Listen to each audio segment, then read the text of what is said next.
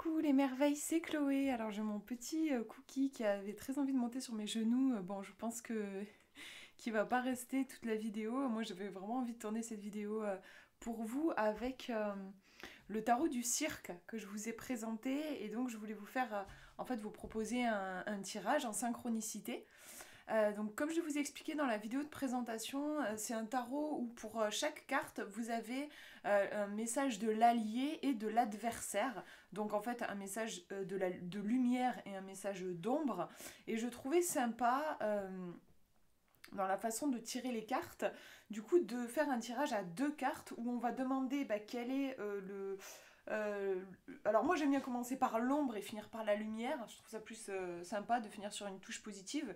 Donc première carte, je demande quel est l'obstacle, qu'est-ce qui bloque, quelle est la mise en garde par rapport à une question. Et deuxième carte, quelle est l'aide, quelle est la solution, quel est le conseil, voilà. Donc du coup, je vous propose d'expérimenter ce tirage. Donc je vous laisse vous concentrer sur une question que vous aimeriez poser au tarot du cirque. Donc ça peut être voilà, le premier truc en général qui vous vient à l'esprit, hein, quelque chose qui vous prend un petit peu la tête en ce moment, une question à laquelle vous aimeriez recevoir une réponse, et on va regarder du coup les cartes. Donc je vais vous montrer déjà les trois tirages. À chaque fois donc il y aura deux cartes. Donc je vous laisse choisir le petit tas de cartes qui vous attire le plus quand vous pensez à votre question. Vous avez le premier tirage ici, le deuxième au milieu et le troisième là. Donc je vous laisse choisir. Et on va regarder ensemble du coup ces cartes. Donc du coup la première carte va nous montrer le message de l'adversaire. Donc je vais utiliser le livret d'interprétation pendant du coup cette vidéo. Comme ça, l'idée en fait c'est de vous montrer plus en profondeur le livret d'interprétation. Alors, si vous avez choisi le premier tirage, première carte, donc là c'est l'obstacle, on va dire, un petit peu le nœud du problème par rapport à votre question. On a la tempérance, donc c'est un arcane majeur qui apparaît ici. On voit alors j'ose pas dire une femme parce qu'on dirait vraiment que c'est un personnage assez magique. On voit qu'elle a des ailes dans le dos, donc peut-être un ange, peut-être une défunte, peut-être une personne décédée. On dirait qu'elle vient en fait d'une autre époque, donc ça me fait penser à ouais, une personne décédée. Qu'est-ce que je voulais dire? Ouais, elle a les yeux bandés. Elle a un bandeau sur les yeux. Elle vient sur scène. Là, je vous fais une interprétation totalement intuitive. On va voir après le livret. Je trouve juste drôle qu'une femme avec les yeux bandés vienne sur une scène. Je trouve ça intéressant. Pourquoi elle est regardée par peut-être des centaines de personnes, mais elle a les yeux bandés. Pourquoi est-ce qu'elle a les yeux bandés? Est-ce que c'est parce qu'elle est timide? Est-ce que c'est parce que voir 100 personnes qui la regardent, ça lui ferait peur? Est-ce que... ouais, enfin moi, honnêtement, c'est le premier truc qui me vient, mais peut-être qu'il y a d'autres, je sais pas, d'autres raisons à ça. En tout cas, je trouve qu'il y a quelque chose qui m'intrigue sur le plan du regard, le fait d'être sur scène et d'avoir les yeux bandés. Je trouve qu'il y a quelque chose d'intéressant. J'essaye de voir si je peux vous dire quelque chose d'autre, du coup, par rapport à l'ombre. Alors, moi, les deux choses que j'ai captées juste au niveau intuitif, c'est qu'il peut y avoir quelque chose en lien avec votre passé. L'ombre par rapport à votre question, ça peut être dans votre passé, parce que je disais là, on dirait que c'est une personne qui est décédée. On dirait bien que ça vient de il y a longtemps. Et sinon, il y a peut-être quelque chose en lien avec le regard. Oser être regardé, oser regarder certaines choses en face, peut-être des choses qui font pas plaisir. J'ai l'impression qu'il y a quelque chose à ce niveau-là. En le disant, je le sens. Il peut y avoir pour certaines personnes quelque chose à cet endroit-là. Une difficulté, une tendance à faire l'autruche en fait un petit peu, et voilà, et il y a des choses qu'on ne veut pas voir, mais en même temps on y est confronté tous les jours, et du coup on met un bandeau sur les yeux, voilà, mais parce que c'est difficile on a du mal à regarder ces choses-là en face. Donc là c'est des pistes que je vous lance comme ça, vous pouvez voir si ça vous parle ou pas, et on va regarder maintenant dans le livret. Donc c'est dans les arcanes majeurs. La tempérance, donc l'adversaire. Je vous lis ce qui est écrit, donc c'est le deuxième paragraphe ici. Je vous montre la carte. Tout n'est pas blanc, ou noir dans le monde de la tempérance. Elle pense que tout a une place et que l'on ne devrait jamais être limité par des choix. Cependant, tout le monde ne voit pas la vie sous le même angle.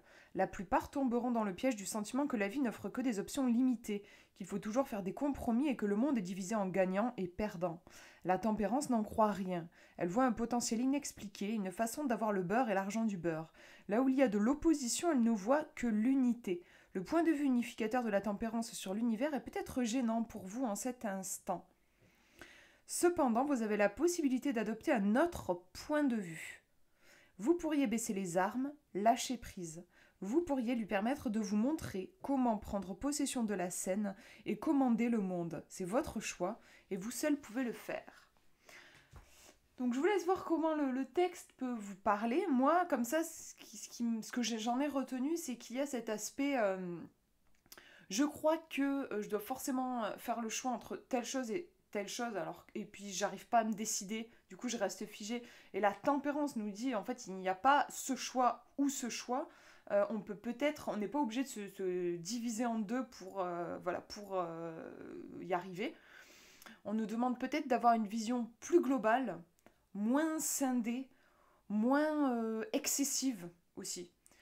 Du genre, si je rate cet examen, ma vie est foutue. Je pense à des choses comme ça.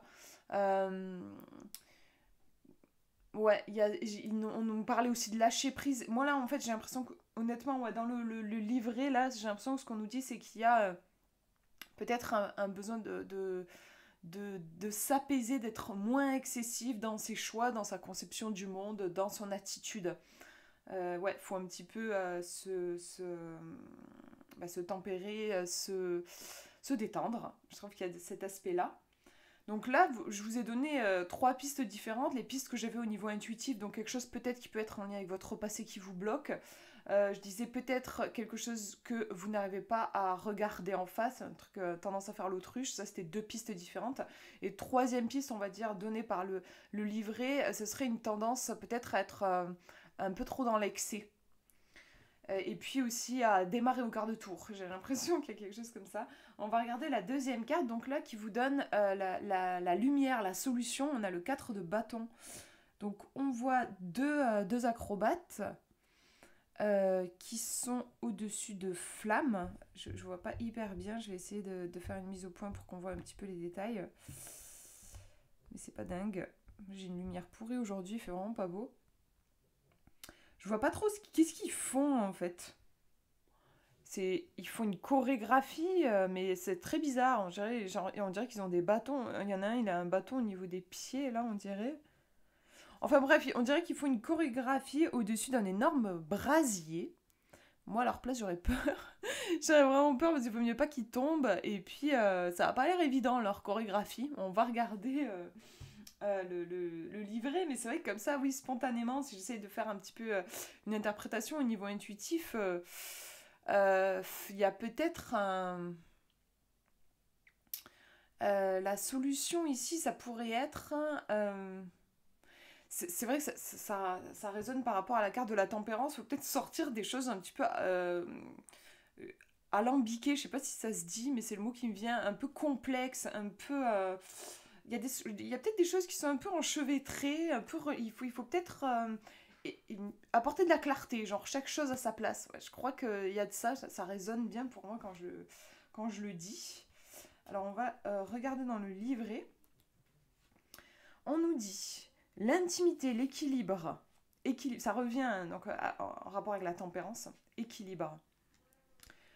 L'intimité, l'équilibre et la certitude dominent la scène. Même si nos artistes sont suspendus au-dessus de la piste, ils se sentent pleinement soutenus et en sécurité, comme si dans leur petit monde, tout était à sa place. Vous voyez, c'est important, je pense. Tout était à sa place. La fumée de chaque côté d'eux ressemble à des gardiens ou même des projecteurs. Cela ne fait qu'augmenter l'énergie forte mais douce du 4 de bâton. Utilisez ce moment ici et maintenant pour en tirer du réconfort. Il est là pour que vous vous sentiez en sécurité, compris et courageux. Cette carte vous indique que vous n'êtes pas seul et que quelqu'un quelque part vous soutient. Profitez de votre moment, détendez-vous, tout comme nos interprètes, et laissez votre petit monde se sentir heureux et comblé. Donc il y a beaucoup une histoire de se sentir en sécurité. C'est une carte qui nous parle aussi de soutien. Chaque chose à sa place. Là, moi, si je devais vous faire une interprétation comme ça, globale, et c'est juste rigolo parce qu'au niveau des couleurs, on reste dans quelque chose qui finalement qui est assez flamboyant. Il y a peut-être une énergie assez vive au cœur de votre questionnement. Je pense qu'il y a un besoin de se calmer, de respirer un bon coup, de déstresser, de remettre les choses à leur place. Il y a peut-être un côté un petit peu bordélique qui a besoin d'être, c'est pour ça que je dis chaque chose à sa place, un petit peu, peut-être un petit peu besoin de structure pour pouvoir tenir en équilibre. Il y a un équilibre, c'est une question d'équilibre ce tirage, vraiment, il y a un équilibre qui a besoin d'être retrouvé. Avec la tempérance en nombre, c'est justement, voilà, on peut avoir tendance à perdre l'équilibre, à être dans des excès. Euh, donc le conseil, oui, c'est, je pense, faut déstresser, faut peut-être mettre un petit peu de structure, un petit peu d'ordre. Qu'est-ce que je peux vous dire d'autre pour essayer d'élargir par rapport à votre question, pour que vous puissiez vous y retrouver. Euh, En fait, pour moi, c'est ni un oui ni un non avec un tirage comme ça. C'est, on vous dit surtout, je pense, oui, si tu arrives à maintenir l'équilibre. Voilà, c'est, il y a cette, le nœud, enfin vraiment, la réponse, elle se trouve à cet endroit-là par rapport à votre question. Éviter tout ce qui est prise de décision sur un coup de tête, tout ce qui est de l'ordre de l'excès, éviter les grands coups de nerfs, éviter avec un tirage comme ça. Vaut mieux avancer petit à petit, lentement, mais sûrement. Vous avez peut-être besoin aussi de vous reconstruire une sécurité à un certain endroit. Avec le 4 de bâton, ça fait quand même penser à ça. Le 4, on a un côté assez structuré. Voilà pour ce tirage. On va regarder le numéro 2 maintenant. Si vous avez choisi le numéro 2, on a la roue de fortune en première carte. Donc là, ici, c'est la carte qui va représenter l'ombre. Donc le côté un petit peu problématique par rapport à votre question. On a un arcane majeur. Donc on voit 2 acrobates. Et même plus en fait. Je vois qu'il y a ici, enfin on en devine un ici, un autre ici et un personnage sur la scène là. Il y a quelque chose d'assez harmonieux, comme si tous les personnages, il y a ce côté, ils sont tous dans leur rôle et en même temps ils participent tous à une toile plus grande. On a cet aspect-là. En problématique, du coup en interprétation, donc là je vous fais un truc intuitif, ça pourrait être peut-être une difficulté à trouver sa place dans le monde, dans un cadre plus vaste. On a du mal à se positionner, il peut y avoir quelque chose de cet ordre-là. On va regarder ce qu'on nous dit, donc c'est la numéro 10. Alors, on nous dit, lorsque vous êtes prêt à tirer votre flèche, il est important de vérifier d'abord votre positionnement et votre visée. Si vous hésitez quant à ce que vous voulez, votre position ne sera pas stable, vos bras ne seront pas en mesure de rester en place et votre flèche manquera l'objectif à chaque fois. Vous pourriez même vous noyer dans les suggestions des autres. Lorsque cela se produit, éloignez-vous de votre marque, baissez votre arc et détendez votre corps. Prenez une respiration et sachez que dans l'immédiat, les conditions ne sont pas encore alignées pour vous apporter le résultat attendu. Vous avez encore besoin de vous vider la tête, de stabiliser votre esprit et de renforcer votre détermination. Ce n'est qu'alors que vous serez prêt à vous mettre en position et à tenter votre chance à la roue. Donc là, oui, il y a une difficulté de positionnement, on a quelque chose qui n'est pas totalement aligné pour arriver au centre de la cible. Peut-être une agitation, ce qu'on nous on évoque dans le livret, c'est une agitation, un truc qui fait que peut-être on est occupé à écouter ce que nous conseillerait notre voisin. On est un petit peu coupé de notre propre chemin ici. Ouais, il y a une difficulté à s'aligner, je pense. Au niveau de la carte, on a donc plusieurs personnages. Moi, je me dis, il y a peut-être une difficulté à faire une synthèse entre les différentes parts de nous. On peut avoir plein de petits nous à l'intérieur de soi, plein de... Voilà, un côté de nous qui nous dit ouais, je vais y arriver, un autre côté de nous qui dit bah non, j'arriverai jamais, de toute façon je suis nulle, un autre côté qui dit ouais, je ferais mieux de demander à telle personne parce qu'elle a l'air d'avoir réussi. Et finalement, comment je fais quand j'ai toutes ces voix à l'intérieur de moi, laquelle j'écoute, comment je peux avancer sans qu'il y en ait une qui se sente délaissée, voilà, comment je fais avec tout ce petit monde-là. Il y a peut-être du coup une difficulté à unifier différents points de vue et à s'aligner sur ce qui est important pour soi. On va regarder justement la deuxième carte qui vient nous aider. La papesse. Donc là, on a quand même 2 arcanes majeures, donc on a des énergies qui sont assez puissantes et qui peut-être il va peut-être falloir du temps pour se laisser traverser par ces énergies qui sont quand même assez fortes.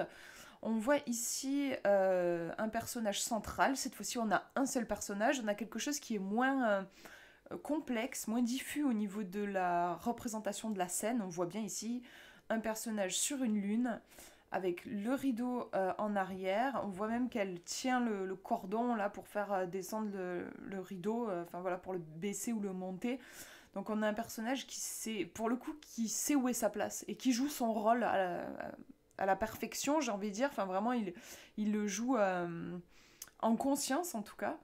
Et puis on voit qu'il y a deux colonnes avec ici une étoile et ici on dirait un petit peu l'arbre de la connaissance.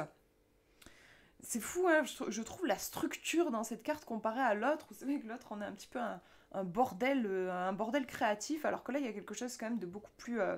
par exemple, je vous disais, on peut avoir plusieurs voix à l'intérieur de soi. Bon, là, clairement, on a deux options. On n'en a pas une de plus, on les voit, elles sont claires, elles sont nettes. On a d'un côté la connaissance et de l'autre peut-être un truc plus... quelque chose de l'ordre de l'espoir, quelque chose de plus émotionnel. Ou peut-être la foi. Ouais, en fait, je pense que c'est plus la foi. Ici, on a la connaissance, on a quelque chose de plus tangible, plus concret, plus raisonnable peut-être. Et ici, on a quelque chose peut-être de plus spirituel. En tout cas, ce personnage semble avoir trouvé son équilibre entre ces deux pôles-là. On va regarder ce qu'on nous dit dans le livret sur cette papesse. La maîtresse de piste, donc vous voyez c'est une maîtresse de piste quand même, occupe le siège abaissé au centre de la scène. Elle est assise de manière stoïque et ferme. Je trouve que c'est très parlant par rapport à ce qu'on nous disait sur la carte précédente. Même si son siège vacille, son air impétueux confirme son calme et sa puissance tranquille. C'est la maîtresse du spectacle. Elle connaît tous ses secrets, y compris de se cacher derrière le rideau. Si vous voulez accéder à la connaissance qu'elle préserve, vous allez devoir faire preuve de calme. Et c'est vraiment au centre là de votre tirage. Installez-vous confortablement et regardez le spectacle. Ce n'est pas le moment pour vous d'être le centre de l'attention, de faire du bruit, ni même de parler. C'est le moment de pratiquer l'art de l'écoute active. La maîtresse de piste est la papesse et elle attend votre humble dévotion. Sa générosité a un prix. Pour la comprendre, vous devez apprendre à être ici et maintenant et à embrasser le mystère du moment présent. C'est une pratique de dévotion que la papesse enseigne à tous ceux qui se présentent à elle. Alors restez calme, faites une pause, respirez et laissez le mystère de ce moment se dérouler. Donc c'est vraiment très clair, je trouve, parce que on nous disait la roue de fortune, en gros, vous avez envie de marquer en plein centre au niveau de la cible, vous avez envie de planter par exemple un poignard ou une fléchette au centre de la cible, sauf que vous êtes trop agité là et parti comme vous l'êtes, vous allez tirer à côté en fait. Il y a une agitation, il y a quelque chose qui fait que vous, dans l'état actuel des choses, vous n'êtes pas centré. Et d'ailleurs, on vous dit avec cette carte, c'est pas le moment d'être au centre. Je trouve que c'est intéressant le mot centre qui revient, même si ça n'a pas la même signification. Dans le sens être au centre, là, c'est sous le feu des projecteurs, et ici, voilà, le centre de la cible. Mais quand même, je trouve que le fait que le mot ressorte, c'est intéressant. Donc ici, en fait, on a en ombre, en gros, on a une agitation. En réponse, on vous demande de revenir dans l'instant présent, d'être centré et surtout d'être à l'écoute. L'attitude ici qui est conseillée par ce tirage, ce n'est pas quelque chose dans l'action, mais plus dans la réception, dans la réceptivité. Si votre question concerne un projet, c'est pas le moment de le lancer tout de suite, c'est pas le moment de le mettre sous le feu des projecteurs tout de suite. Vous avez besoin de vous réaligner, peut-être énergétiquement, il y a quelque chose comme ça, et ça ne pourra pas se faire sans un certain calme et un état de réceptivité. Il y a peut-être une information, j'ai l'impression que vous n'avez pas perçue, parce que vous êtes trop agité, vous n'avez peut-être même pas conscience qu'il vous manque cette information, ou que ça vous ferait du bien de l'avoir, parce que vous êtes en agitation. Donc là, le conseil par rapport à votre question, c'est de vous recentrer, de vous détendre, et l'alignement se fera de lui-même. Mais il y a besoin peut-être aussi de faire une pause, en fait. Je reviens sur le côté graphique au niveau des illustrations, hein. Il y a quelque chose d'un petit peu... il se passe plein de choses. Ah là, on a quand même une structure. Donc vous avez besoin de franchir ces étapes-là par rapport à votre question. vous reposer sur des bases un petit peu stables, dans le concret, dans le moment présent. Voilà pour ce tirage. On regarde le dernier, si vous avez choisi le numéro 3. Alors on a la justice, mais décidément, c'est marrant, enfin j'ai tiré un arcane majeur au moins pour tous les tirages. La justice, donc on voit, il y a 3 personnages, donc il y en a 2 sur les plateaux, et un qui, je sais pas, est en train sûrement de regarder, d'évaluer comment se comportent les plateaux. On devine un loup blanc ici. Ici on a le soleil. Qu'est-ce que je peux vous dire d'autre? Je regarde si je vois des trucs, parce qu'avec le retour de la caméra, c'est pas évident. En tout cas, on dirait qu'on est en train peut-être de chercher un équilibre avec cette carte. On va regarder, hop, dans le livret, donc c'est la numéro 11. Donc je rappelle que c'est l'ombre ici par rapport à votre question. On nous dit, il est facile de penser que c'est seulement vous qui bénéficiez d'un résultat final. Lorsque nous nous heurtons à un adversaire, nous oublions souvent qu'il pourrait y avoir un terrain d'entente ou une solution qui pourrait profiter à tous les intéressés. Au contraire, gagner à tout prix devient notre seul objectif. Essayez de faire pencher la balance de la justice en votre faveur. Avec cet état d'esprit, non seulement ne vous apportera pas la résolution que vous voulez, mais ne rendra même pas le combat justifié. En revanche, cela va créer un tourbillon d'énergie qui vous demandera d'être éternellement le joueur d'un jeu interminable et duquel personne ne sortira jamais victorieux. Ouais, bon forcément, si votre question concerne une relation et tout ça, ça peut être très parlant à ce niveau-là, genre il faut arrêter les jeux de pouvoir en fait. Après je me dis que votre question, il est fort probable qu'elle ne concerne pas du tout ce domaine-là. Donc moi en tout cas, c'est ce que je retiens, c'est qu'il y a en effet j'ai l'impression un rapport de force. Je veux forcément être au-dessus, je veux que mon plateau soit plus haut, je veux contrôler la balance. Il y a ces énergies-là en fait. Par rapport à votre question dans l'ombre, il y a une tendance vraiment à chercher à garder le contrôle, à peut-être vouloir être, à maintenir un certain niveau. Et il y a peut-être un jugement aussi. Peut-être que vous êtes sans arrêt en train de vous juger, en train de juger tout ce que vous faites, ou en train de juger les gens autour de vous. Enfin, il y a peut-être ce truc de je suis toujours en train de jauger, genre où j'en suis, où en est tel projet, tout ça. Et ça peut être un vrai frein à la créativité. Et puis, derrière tout ça, il y a vraiment une énergie de contrôle. Et quand on est dans le contrôle, on fait un petit peu obstacle à l'énergie de la vie. Donc je pense que là, on nous demande d'avoir confiance, je pense. On va regarder la deuxième carte pour avoir plus d'informations. Donc là, c'est sur la solution et on a le 3 de denier en solution. Donc on revient ici dans l'ancrage de la terre. On voit une espèce de... Je sais pas trop... Je sais même plus comment ça s'appelle, là, ce truc qu'on remonte, voilà, qui fait de la musique. Je sais pas, j'ai le terme orgue de barbarie qui me vient. Je sais pas du tout si ça existe ou si c'est ça, que ça s'appelle comme ça. Mais ouais, ce truc-là, genre un peu qui fait des airs à la Amélie Poulain, là. On a 3 personnages qui sont, on dirait, en train de participer au bon fonctionnement de la machine. On va regarder donc le 3 de denier. Je vais vous lire ce qu'on nous dit dessus. Hop, alors, je vous montre la carte, comme ça vous pouvez aussi vous plonger dedans. La magie se révèle lorsque l'on s'unit à d'autres professionnels qualifiés pour produire une pièce d'art exquis. Il s'agit d'une énergie créée ensemble qui permet à toutes les parties concernées de briller, où chaque personne connaît son expertise et n'empiète jamais sur l'autre. Donc c'est quand même intéressant par rapport à ce qu'on a dit sur la carte précédente. On passe d'une énergie de conflit et de comparaison à une énergie où on travaille ensemble et on est sur de la complémentarité ici. Cette machine bien huilée peut créer des choses magiques qui passent l'épreuve du temps et d'autres pardon, excusez-moi, je suis désolée, j'ai bloqué. Et d'autres s'en émerveilleront pendant des années. Quand on abandonne le besoin de compétition et que l'on se rassemble en collaboration, c'est assez fou la résonance avec la carte précédente, on peut produire des chefs-d'œuvre vraiment incroyables. Parfois, on n'est pas fait pour être seul, et c'est certainement le cas ici. Tendez la main aux autres et réunissez une équipe qui a le pouvoir et le potentiel de créer des rêves dans vos moments de veille. Donc oui, là, clairement, il y a l'importance de sortir en fait d'une vision de compétition face aux autres à une vision de on va œuvrer ensemble. Je vais essayer d'élargir un petit peu l'interprétation pour que ça puisse parler à tout le monde.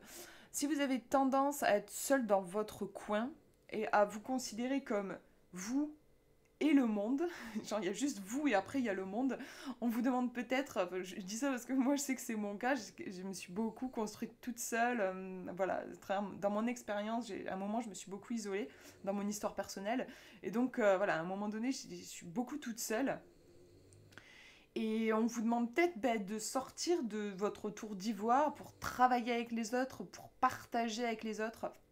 Euh, Bien sûr, oui, les cartes parlent clairement aussi d'une tendance à se comparer, à toujours essayer de, genre, voilà, de se réajuster par rapport à ce qu'on peut voir chez les autres. Et là, à l'inverse, on vous demande plutôt que de voir l'autre comme un rival, de le voir comme un trésor, quelqu'un qui va pouvoir vous compléter et vous aider parce que personne n'est parfait. Et on a tous en fait des talents, des trucs qu'on arrive super bien à faire et c'est super simple pour nous et on adore le faire. Et puis il y a des trucs qu'on n'y arrive juste pas. Ben là, on a besoin de quelqu'un d'autre pour qui, lui, ça va être simple pour lui. Et donc du coup, c'est tout bénef. Enfin voilà, c'est super parce qu'on est chacun valorisé dans ce qu'on sait faire. Voilà, on a des énergies comme ça là par rapport à votre question. On vous demande, je pense, de vous ouvrir aux autres, de travailler avec aussi les talents des autres, de vous inscrire dans une communauté, de sortir peut-être de votre tour d'ivoire si vous avez tendance à vous isoler, en tout cas par rapport à votre question, euh, et de sortir ouais, d'une vision de dualité, de bien-mal, de lui il est gentil, moi je suis méchant, ou je suis gentil, lui il est méchant, à quelque chose de plus global et de plus... moins dans le jugement, mais plus juste dans l'expérience et dans l'ouverture du cœur. Voilà ce que je vois au niveau des cartes. J'espère que ça vous aura inspiré, que ça vous aura parlé. Je vous fais de gros bisous. Prenez bien soin de vous.